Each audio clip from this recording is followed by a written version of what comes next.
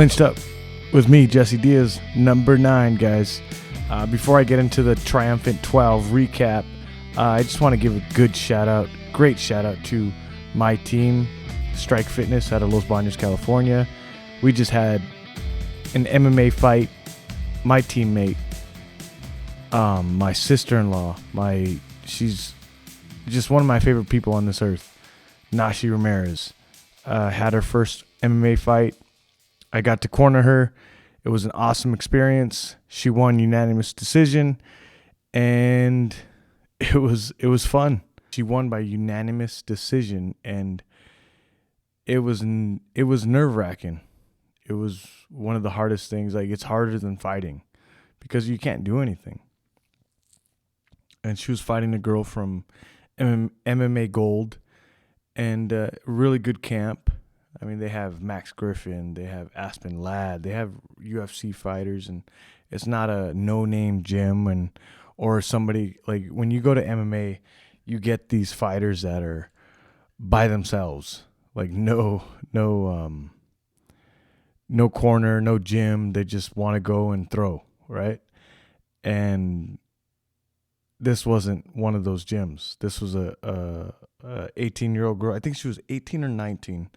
But she came from a good camp, so it was a good test for Nashi. But both of them first experience in the cage, and Nashi did work. She did a great job, and there's some stuff that we need to work on, but we'll get better. But I'll never forget this for the rest of my life. Like, there's things I'm gonna remember as a coach, as a fighter, as a person at Strike Fitness, and this one I'm probably going to remember for the rest of my life. It was right after the third round, me and coach run inside the cage, and I asked Nashi, before they announced the winner, I go, "Nashi, so how's it feel?" She looks at me and she says, "I feel like I belong." Like, she says, "I feel like I belong." And if you guys don't know Nashi she's she deals with schizoaffective disorder, and she was never, she had a rough beginning, I would say. I mean, she also has a podcast called the Happy Dagger Podcast, if you guys haven't checked it out, but she didn't have the greatest beginning. She deals with schizoaffective disorder, which is schizophrenia, and she deals with that on a daily basis. And I've never met anybody more hardworking, like no excuses, wakes up, goes to the gym, puts in work. Then right after the gym, she's a professional tattoo artist at Nasty Tattoos, and she's there all day trying to perfect being a tattoo artist. Like, I've never really met somebody like her in my life. Like,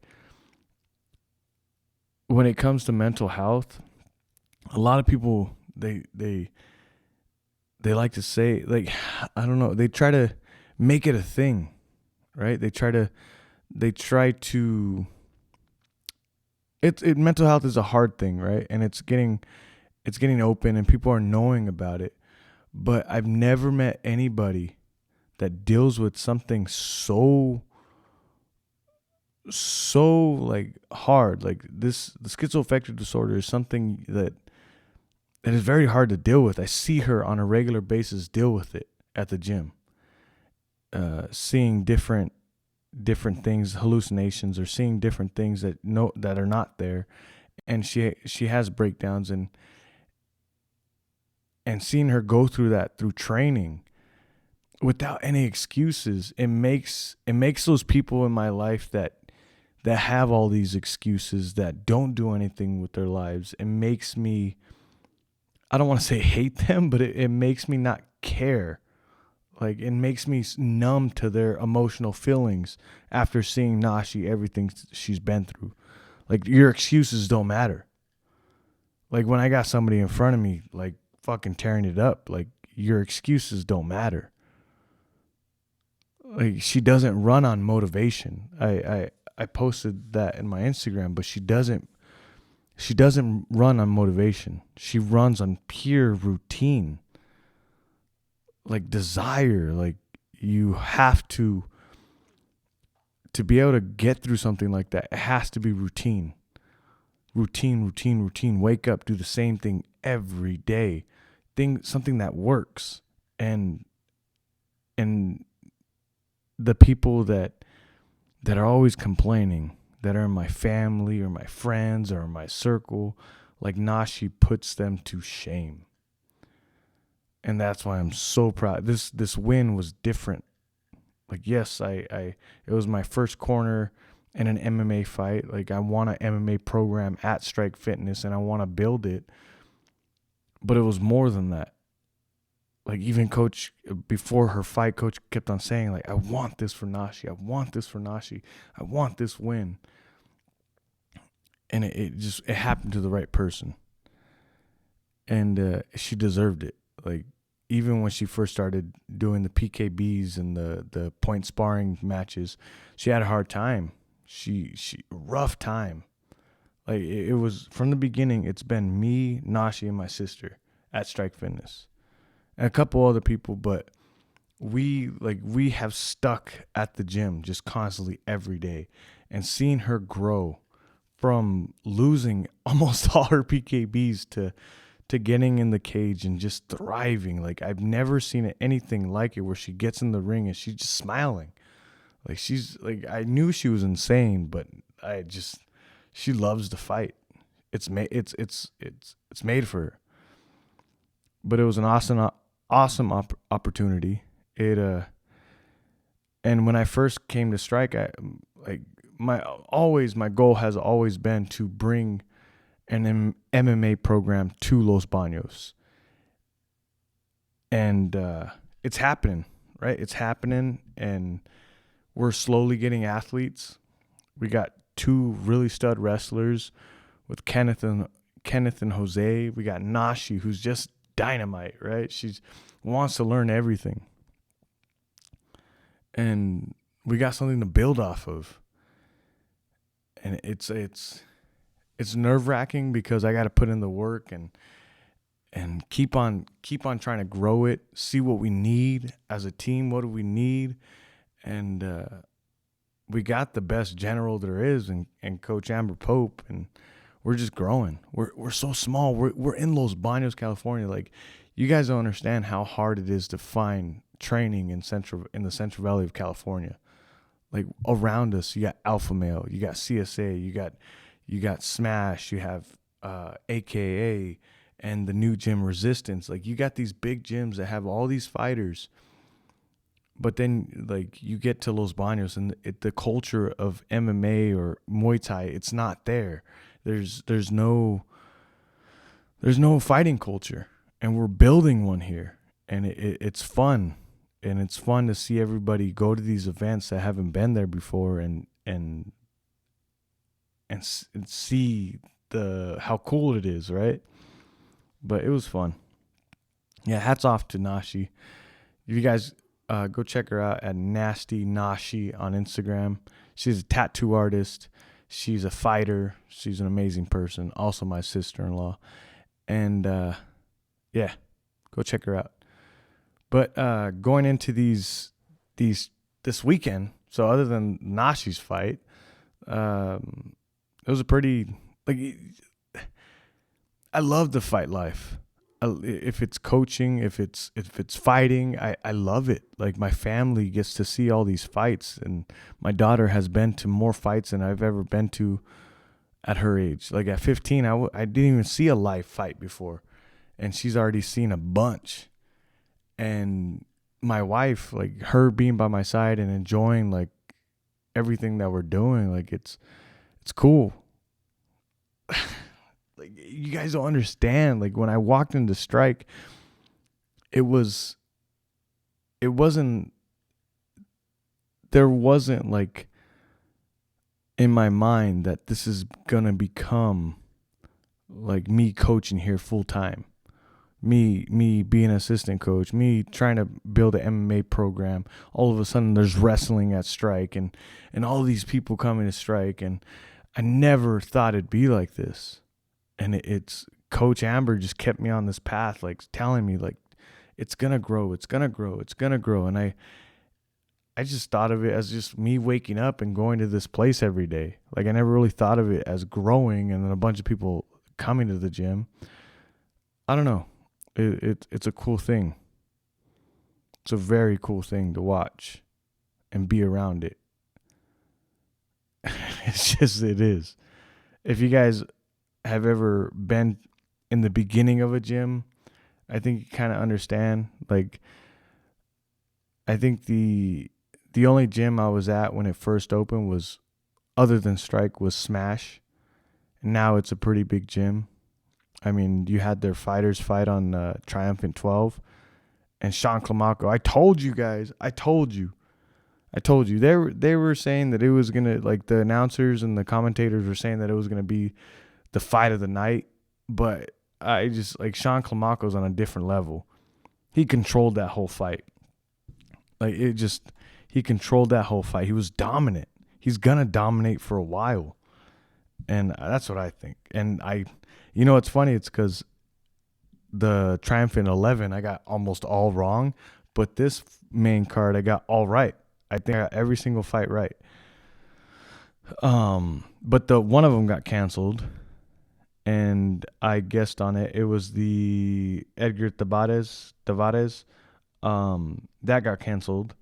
But the three that I guessed on, the predicted,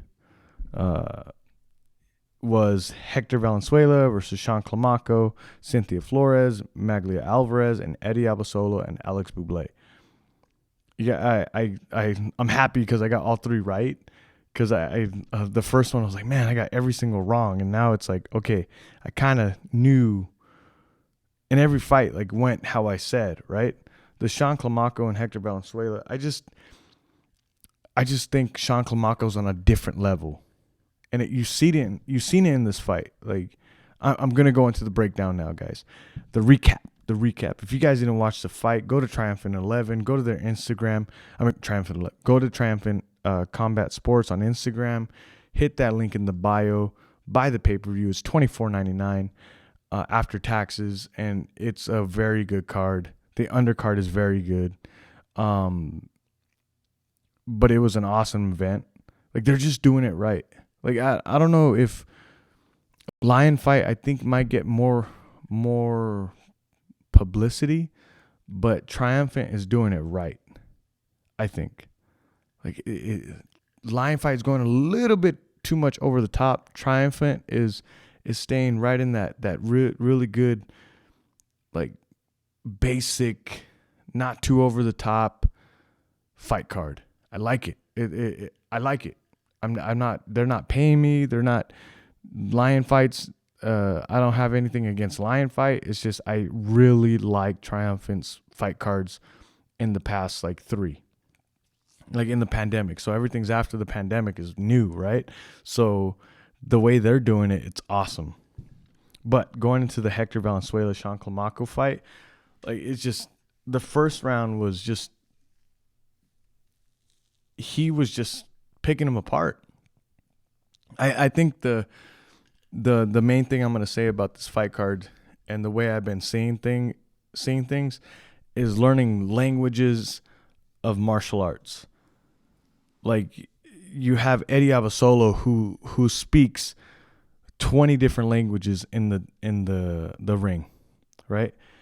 And you have somebody that speaks like a bunch of different languages, and then you have somebody like Sean Climaco who interprets these languages. Like, he doesn't speak a lot of languages in there. He's not flashy. He's not doing a bunch of stuff, but he's reading his fighter. He's reading the person in front of him.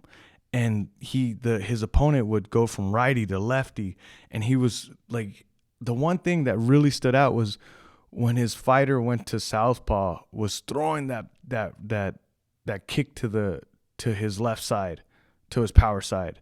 And you could see his left side was hella red. And he stopped going to southpaw. The second round, he stopped completely. Like, it's like Sean Climaco downloads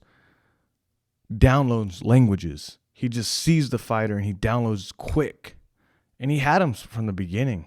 Like I cannot wait for the 135 title fight against, I forgot his name, but I just think like Sean Climaco he's gonna be dominant for a while. And I'm not just saying that because I'm from California. I just really like the way he fights. He downloads quickly. And the thing is, he's not even like, does he not have a heart rate? Like you don't see him smile, sad, mad, nothing. It's just pure downloading. And that's why they call him the one, right? Matrix, Neo. But it was a really cool thing to see. Like it was crazy. Like, and then when the guy went to orthodox, he was hitting that inside leg kick, bah, bah, bah, and then before you know it, he was throwing a cross. I think it was in the second he threw the cross, and the second he threw the cross and knocked him down. That cross was from hell, and the guy got knocked out. And then he just finished him, TKO'd him. The referee stopped it. I think a minute later or something like that. But that fight was awesome. It's the way I thought it was gonna go. And then you had my fight of the night that I guessed, and it was a really goddamn good fight. I look at all the other fights. I think that was the fight of the night. Like you had Cynthia Flores versus Maglia Alvarez. Cynthia Flores. I thought Cynthia Flores was gonna dominate. I knew she was gonna win, but I knew it was gonna be a barn burner, and it was. I think Cynthia Flores dominated the whole entire fight for 5 rounds. It was her being a step ahead. Right now she's my favorite fighter of the card. Like I'm a Cynthia Flores fan. After that, I know she's not an American fighter, and I know this is an American Muay Thai fight podcast, but Cynthia Flores is my new favorite fighter. Like she's fun to watch, and she just looks like she enjoys being in there. Everything just power, and she's just dominated. She was a step ahead the whole entire fight. Magla Alvarez, good fighter, stayed in there, but she couldn't keep up, and I think Cynthia Flores dominated. Good fight. I gotta stop saying no. Eddie Abasolo versus Alex Bublé. Ah, man. So before I get into the fight, Alex Bublé went on Instagram. I wonder if he still has it on there. But he went on Instagram saying that people were telling him that he won. It says, well, shit, I was sure I had won, and so was everyone else. And then we didn't. This is not the first bad decision. I hate, like, if he would have said it was like a close decision, didn't go my way, but he said bad decision. Okay. Like, I get, and it probably won't be the last. And then so he said, this is not the first bad decision I get, and it probably won't be the last. Opinion aside, Eddie fought very evasive and intelligent and composed the whole fight. Despite my pressure, hard not to come away with the belts after everything I've been through to get here. Thank you to everyone who supported me. I must regroup and figure out the best way to bounce back. It's not that it wasn't a close fight. It was a close fight. Like, the best I scored it was 3-2. The best I scored it for Alex Bublé. Alex won the second round. Very close second round. And he won the 4th round. But, like, you could have scored it 4-1 on how close the second round was. Going back to languages with Muay Thai, comparing them, right? The learning different languages of Muay Thai and martial arts. Eddie was speaking like 20 different languages in that ring. Alex Bublé was speaking one language, and that was come forward, a cross hook or hook leg kick, the whole entire fight. Eddie was different every round. He was a different fighter every round. Different movement. And just because you're going forward and pushing the guy back doesn't mean you're winning. Every time he got in the clinch, Eddie was coming out the clinch scoring points. He was the one winning the clinch exchanges. Like right there, give him that. And every time they had close exchanges, Eddie was winning it. Like it just because you're pressuring forward doesn't. Eddie wants you to come forward like that nonstop. Like his feet work and the way he moves and the way he fights is meant for that. Like just because you're pressuring somebody doesn't mean you're winning. I don't think it was a bad decision. It was a close fight. Not as close as people were saying, but I think I could even scored 4-1 Eddie. I think that was just like, I don't know. I think Eddie was just too much for him. Like I watched it twice. And it just, like, it's not about just landing one power kick. Like, Eddie was winning the exchanges the whole entire fight. The fourth round is probably the only one I would give him for sure. The second round was super fucking close. I could give it to Eddie. I could give it to Alex. But it was super fucking close. And they scored that right. I don't know. It's just like it. I think saying bad decision, it wasn't a bad decision. Don't take anything away from Eddie. Eddie had a great fight. Way bigger than I thought. Alex Boulet was way bigger than I thought. Way bigger than Eddie in that fight. That was the one thing that shocked me. Right? But yeah, that awesome fight card. Awesome event. Like I think they did a really good job. The commentators were better this time. I think way better than the other fights. I mean, you see this Stephan Bonner one when he had I don't know if he had a little bit too much to drink or it just, I don't know. I think his name's David Huey. If they got an Instagram, it's American Muay Thai America. When he really goes into, he's very, very good at talking about Muay Thai. When he's going deep into Muay Thai, I really like when he does that. But it just, I think that's why I like Triumphant.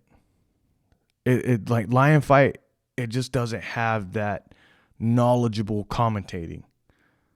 But Triumphant has that it has it's not there yet where it's the best in the world. You could tell they're growing, but it's gotten way better, and I believe the commentating's better than Lion Fight. And it's fun to watch. Hats off to Eddie. Amazing fight. I can't wait to see him fight again. I think it's off to the races after this. I wonder who they give him next. That was a great matchup. That was a wonderful matchup. Whoever made that fight card.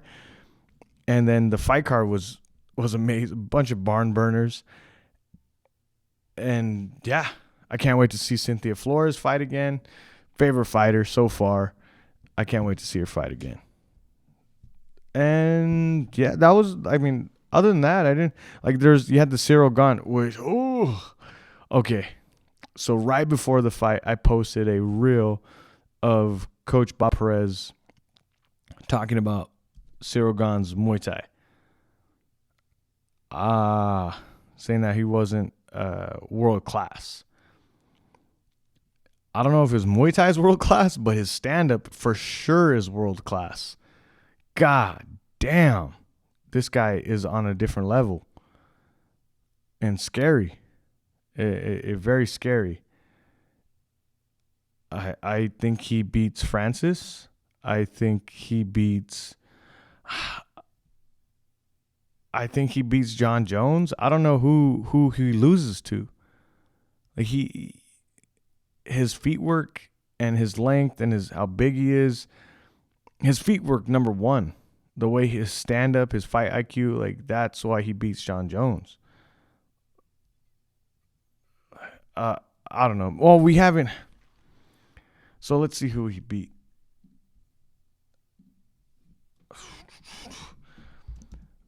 But that's the only fight I saw on that card. Other than that, I mean, I guess because we had Bob Perez on there, and I feel bad, man. Derek Lewis, I love Derek Lewis. That dude's one of my favorite fighters.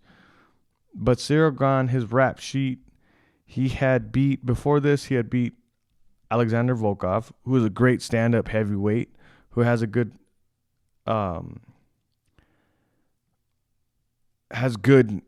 range and is a stand-up fighter compared to all the other people that he's beat. Like Rosenstruck is a kickboxer, but not as well versed as Alexander Volkov in the MMA world, meaning in the cage on how well his stand-up is. And then he beat Rosenstruck before that. And then 2020, Junior Dos Santos. Like, he has a pretty good rap sheet. Like, it's not like Dos Santos was older. And then he beat Volkov and Rosenstruck. Other than that, in the heavyweight division, who else are you going to give him that's top ranked? But I think he beats a lot of people. And I like the way he fights. A lot of people say, oh, he's boring. No. Like that's I love that. Yeah.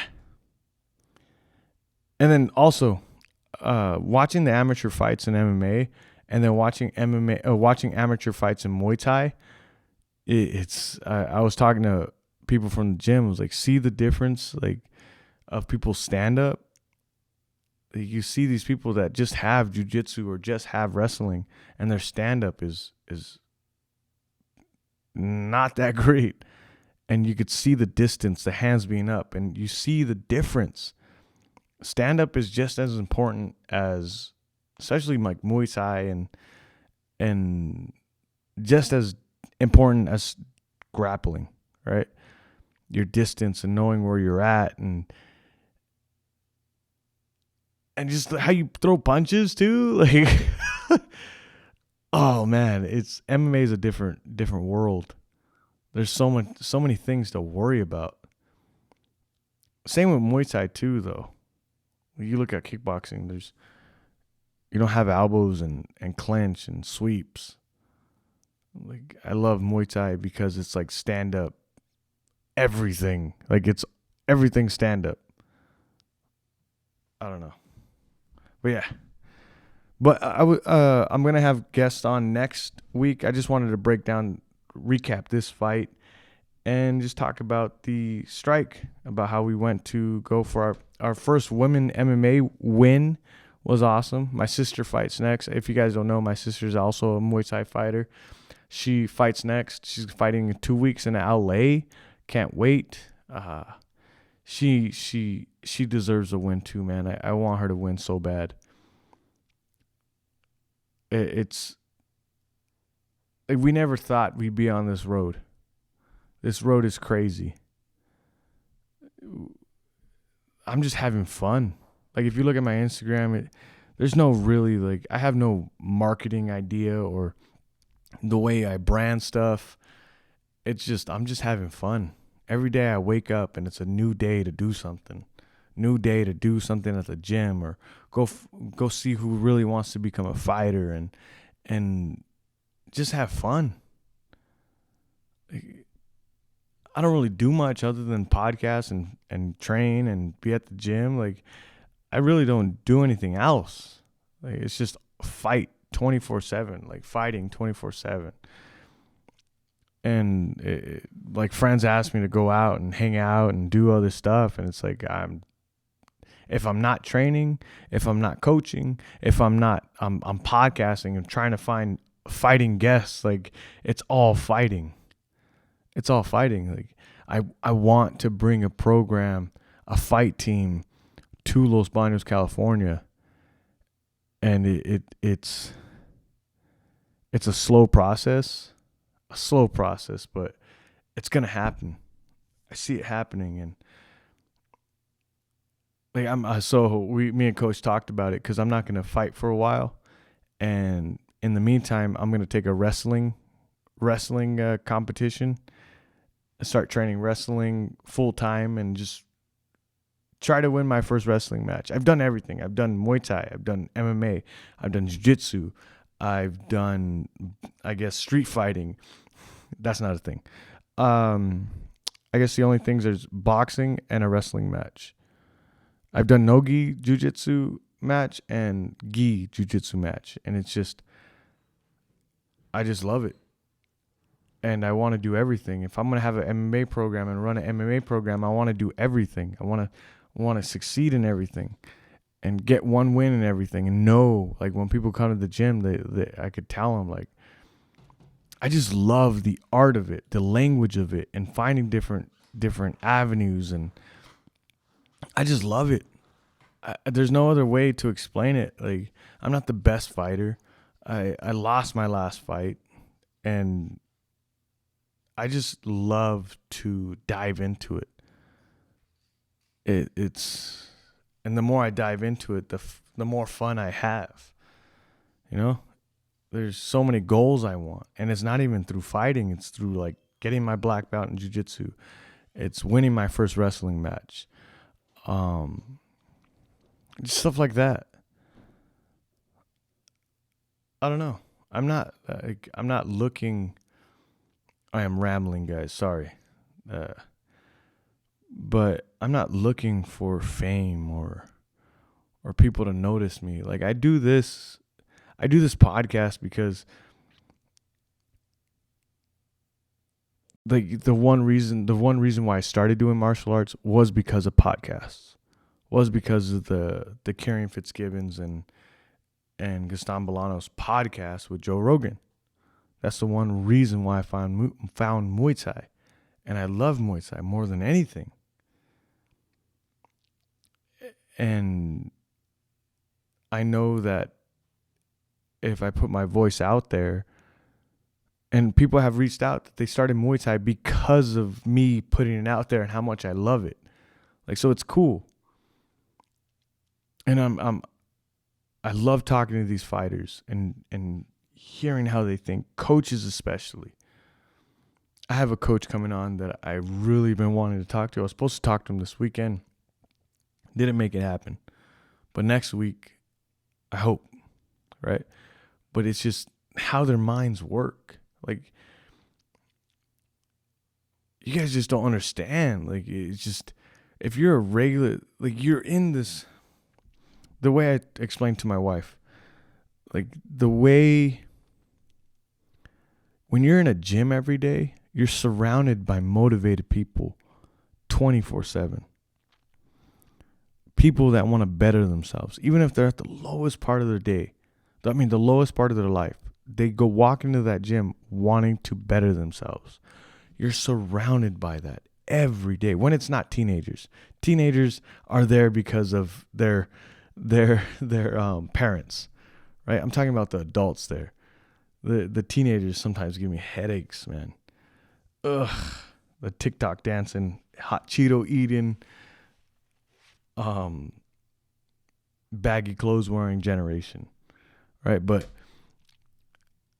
the adults there, all of them want to better themselves. And when you're around that every fucking day, it does something to you. It puts you in this little world that you think is the real world. And then you go to the supermarket, and then you go to amusement park, or you go to, like, regular things where regular people are, and you see how out of shape or unhappy these people are, and how they're going to a 9 to 5 every day, and that's all they do. Like, I can't imagine that anymore. That's what I used to do. Now I'm surrounded by motivated people that motivate me to grow this thing. You know, and Coach has grown Strike Fitness, and believe me, I see what Coach goes through growing a gym and what it means to be an owner, what it means to be a coach. And man, guys, my hat goes off to big gyms like CSA and AKA and Alpha Male, these gyms that are huge American Top Team, because it took so much work. Like, I see what she goes through on a daily basis of trying to grow this thing, and it's hardest worker I know. I mean, she literally, we went to the fights, got home at 2, and she texted me at like 8 o'clock in the morning about like gym stuff. And it just like, it was like, Coach, did you sleep? Like, she goes to sleep, she wakes up and just constantly working. She has changed so many people's lives. So a shout out to you, Amber Pope. Amazing coach. Amazing coach. But I'm just rambling, guys. If you guys haven't joined a Muay Thai gym or a gym in general, martial arts gym, stop paying for an in-shape gold gym. Martial arts gyms just change you. They're amazing places, amazing people.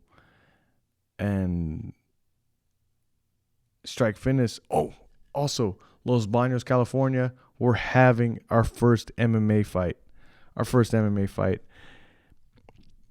That's insane. Like, when I've been training, when I was on my journey of learning martial arts and trying to dive into the world, Los Baños had no idea what jiu-jitsu was. There's only like 8 people that train jiu-jitsu. They don't know what Muay Thai is. They don't know the promotions that run the amateur events. The fact that they're going to have an amateur MMA fight is amazing. And Coach made that happen with the black belt owner, the blackout owner. And it's just been something that it's amazing. People are going to be coming here. We have always, as martial artists, we have always left Los Baños to get good training or to get good fights. Now people are going to be coming here to go watch martial arts. That's fucking mind-blowing, guys. I don't know. If you're from a big gym and you're listening, it's just, I know I'm like excited about things, overexcited about things that you guys probably like deal with on a daily. But we're a small gym and we're growing and it's awesome. I'm excited. And yeah, I'll end it there. But I love you guys. Thank you guys for listening. If you guys haven't watched Triumphant 12, go check it out. It has a bunch of, if you're from the Bay Area, it has a bunch of Bay Area fighters and the California fighters. And support Muay Thai. Support Muay Thai. I love you guys.